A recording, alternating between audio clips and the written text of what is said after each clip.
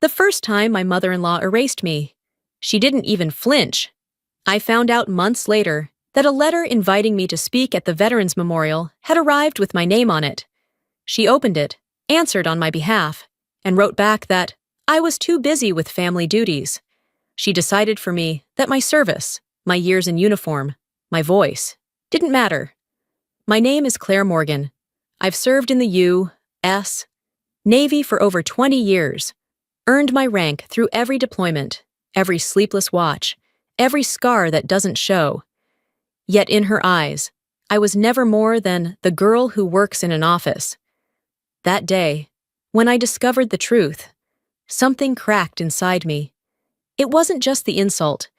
It was the quiet certainty that in her world, I would never be seen for who I truly was. And by the time the luncheon came, the day she tried to humiliate me in front of the entire community, I already knew if she erased me once more, I wouldn't stay silent. It was a cold Sunday morning in late fall, the kind that made the air sting a little sharper as I walked down the leaf-strewn path to the fellowship hall. Inside, the buzz of voices blended with the clink of spoons against porcelain, and the rich smell of coffee drifted from the kitchen. I carried in a tray of salad and set it down on a side table, feeling more like an extra hand in the kitchen than a guest who belonged at the luncheon meant to honor veterans. My mother-in-law, Eleanor, moved through the room like she owned it, her smile wide, her voice pitched high enough for everyone to hear. When she passed me, she leaned slightly toward two of her closest friends, her tone dropping just enough to carry. "She just works in an office," she said. "Better not let her show up in uniform pretending it's more than it is."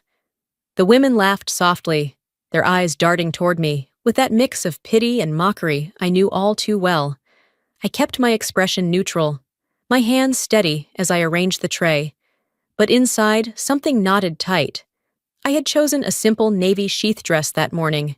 Nothing flashy, nothing that could be twisted into a performance. Still, I pinned a small silver star to my chest, a quiet token for the shipmate I'd lost 2 years ago. It wasn't a statement, just a promise I kept to myself. In the pocket of my dress, my phone hummed once, then settled. I was on duty, a low-level standby, but enough that if something urgent came through, I'd need to respond. Even here, surrounded by folding chairs and potluck dishes, my responsibility didn't disappear. I stood near the kitchen door, half hidden in the bustle, part guest and part bystander, a woman who carried 2 worlds inside her. In the Navy, every rank was earned, every role carried weight, but here, under Eleanor's gaze, I was nothing more than her daughter-in-law, someone she could reduce with a single whisper. And as I watched her glide past with her perfect smile, I thought, here, I am invisible. I remember the year before, how a few members of the planning committee had pulled me aside after service, their voices warm. "We'd love to hear you share your Navy experience at the memorial," they said. I felt a flicker of pride, waiting for the official invitation that never came. Weeks passed, then months, and eventually the event happened without me. No call, no email, no explanation, just silence. It wasn't until later, while helping Eleanor tidy her study, that the truth fell into my hands. I found an envelope already torn open, my name printed clearly on the front. Inside was the invitation, a formal request for me to speak at the Veterans Memorial. My heart slammed in my chest as I read it. But worse than the letter was the reply I found attached. A typed note, polite but cold, signed as if it came from me. "She is busy with family duties and cannot attend." The betrayal cut deep, not from strangers, but from inside the walls of my own family. No wonder the community had turned quiet. No wonder no one asked me again. They believed I had declined. They believed I had chosen to be silent. I said nothing to Eleanor that day. I tucked the letter back where I found it and walked away, carrying a secret that pressed heavy against my ribs. From that moment, though, something inside me shifted. A fracture ran through the way I saw my place in this family, a crack that could never fully be sealed. The night before the luncheon, I sat with my husband in the living room, the small lamp throwing shadows across his tired face. I had carried the truth for too long, and the words finally broke free. "Did you know your mother hid my invitation to speak last year?" I asked. He shifted, his gaze slipping away. "She probably thought you didn't want the attention. She worries about you, that's all." The dismissal stung, like he was brushing dirt off his sleeve. I stared at him, waiting for something more, some fire in his voice. But none came, at last. With a sigh, he confessed. "There was another time. She called your office and asked to have your duty schedule changed. She said you should spend more time with family." The words crashed over me like cold water. Not only had she stolen opportunities, she had reached into my career itself, twisting it under the guise of care, and he had let it happen. I sat frozen, my breath sharp in my chest. Love or not, his silence had become its own form of betrayal, a quiet complicity that left me standing alone. I turned to the window, the night outside heavy and dark, pressing against the glass. In that darkness, a thin strand of resolve wove through me. "Tomorrow," I told myself, "I will not let her erase me again." That morning, I arrived at the fellowship hall early.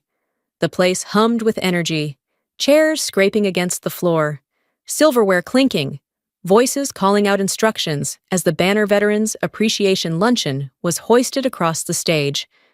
I walked to the wall where the seating chart was taped. My eyes scanned the list once, then twice, then again, but my name wasn't there. I asked the event coordinator quietly. Her cheeks flushed pink as she glanced at the paper in her hand. "I'm sorry. You've been assigned to a side table near the kitchen. Easier to help with the food service." The words stuck in my throat. Weeks earlier, in the draft email I'd seen, my name had been printed clearly among the VIPs, seated with my husband. Now it was gone. While helping carry trash out back, something caught my eye, a crumpled program stuffed in the bin. I smoothed the paper and felt my stomach twist. There it was. Commander Morgan, U.S. Navy.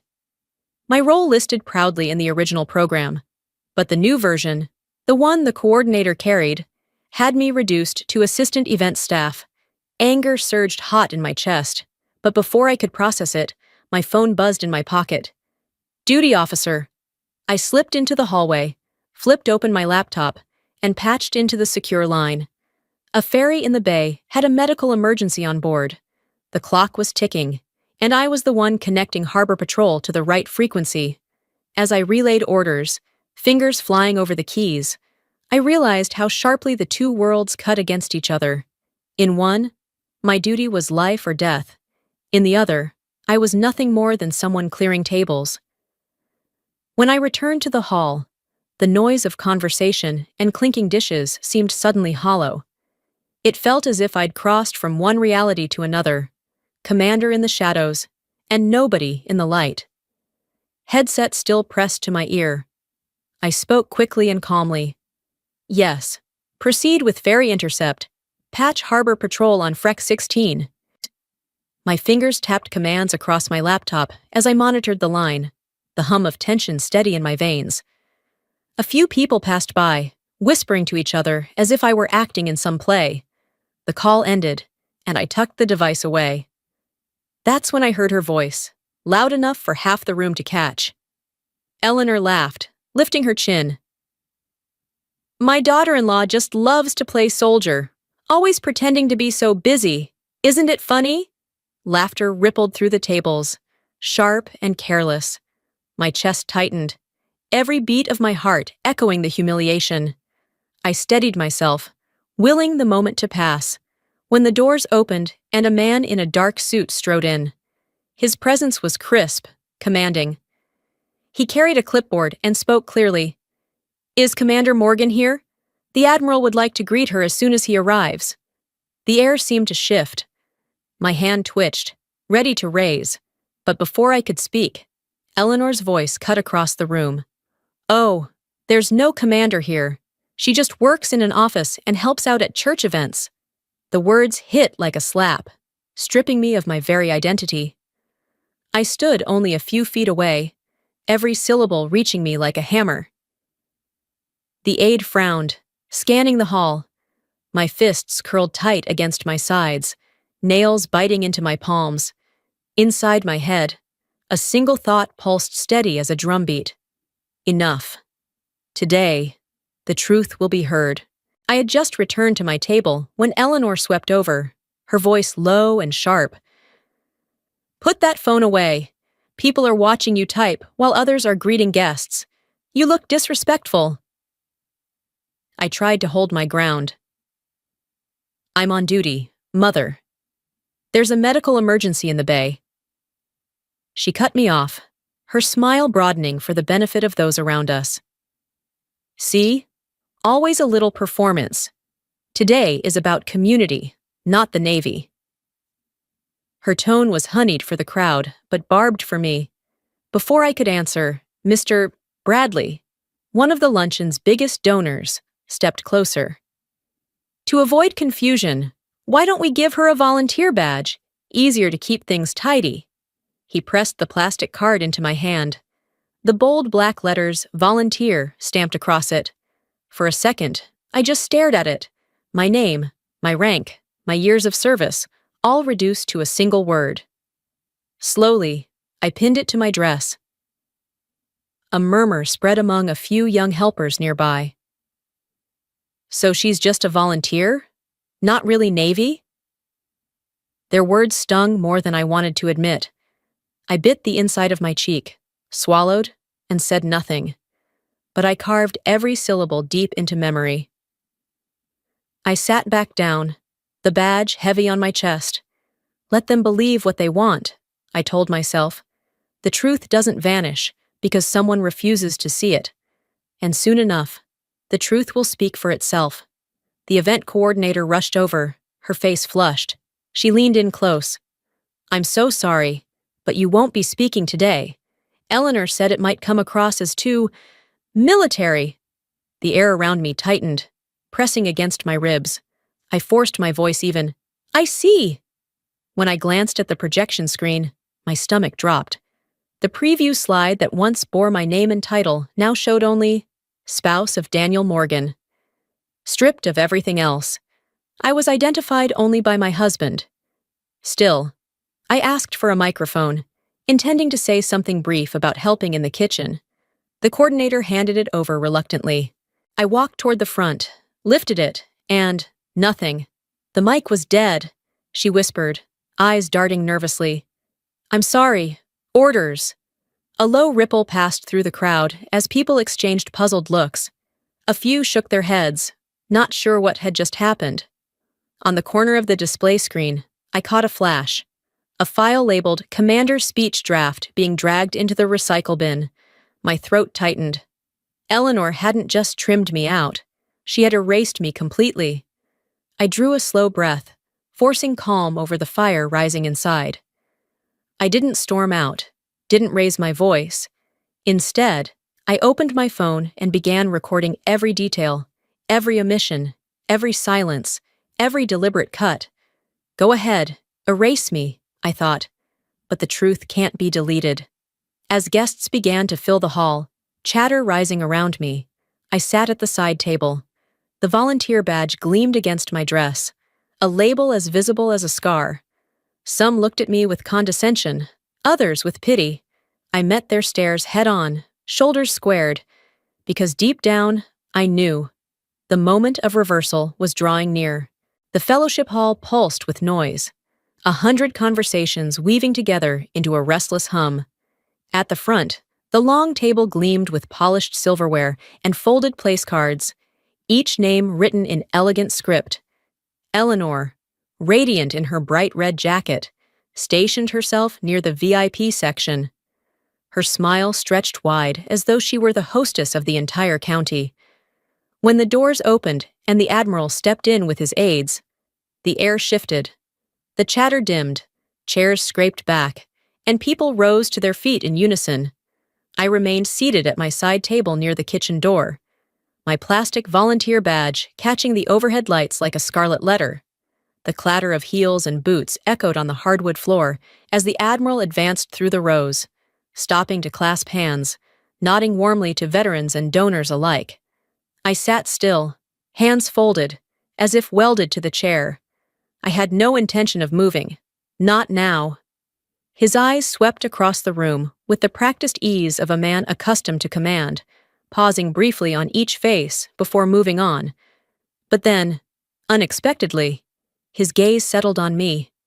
The faintest crease softened into a smile, recognition lighting his features. He broke stride and angled toward my corner, ignoring the expectant crowd that leaned closer to him like flowers to the sun. "Good to see you, Commander Morgan," he said, his voice carrying effortlessly across the hall. "I read your after-action on the ferry medevac drills. Excellent work." The words rang out sharp and clear, cutting through the silence that followed like the crack of a rifle. In that instant, the clink of silverware stopped, the shuffling of feet ceased, and even the softest whispers evaporated. The room froze. Every head turned toward me. I, the woman relegated to the kitchen door, the one branded with a volunteer tag, suddenly stood revealed. I felt their eyes, surprise, confusion, even shame, boring into me.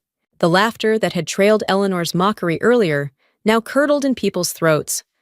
Across the room, Eleanor's face faltered. Her carefully arranged smile collapsed, lips parting but no sound emerging. The color drained from her cheeks, as if someone had drawn a curtain across her pride. She gripped the back of a chair to steady herself. Caught in a spotlight she could neither command nor escape. For a moment, the entire hall was suspended in a strange, fragile quiet.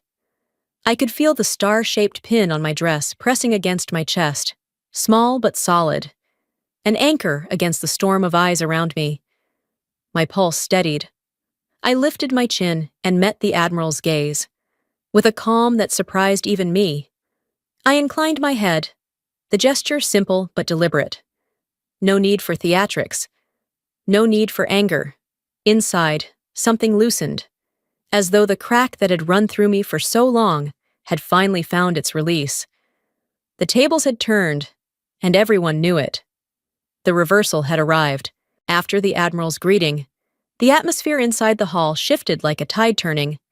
The event coordinator hurried onto the stage, her voice shaky as she fumbled with the remote. "Apologies, there seems to be an error with the program slides." Her eyes darted nervously toward Eleanor, who stood frozen near the VIP table. I rose from my chair, my voice even and steady. "If you would, please pull up the original slide file." A technician tapped at the laptop, and within seconds, the projection changed. My name appeared on the screen in bold letters, followed by my title, Commander Claire Morgan, U.S. Navy. The room erupted in murmurs.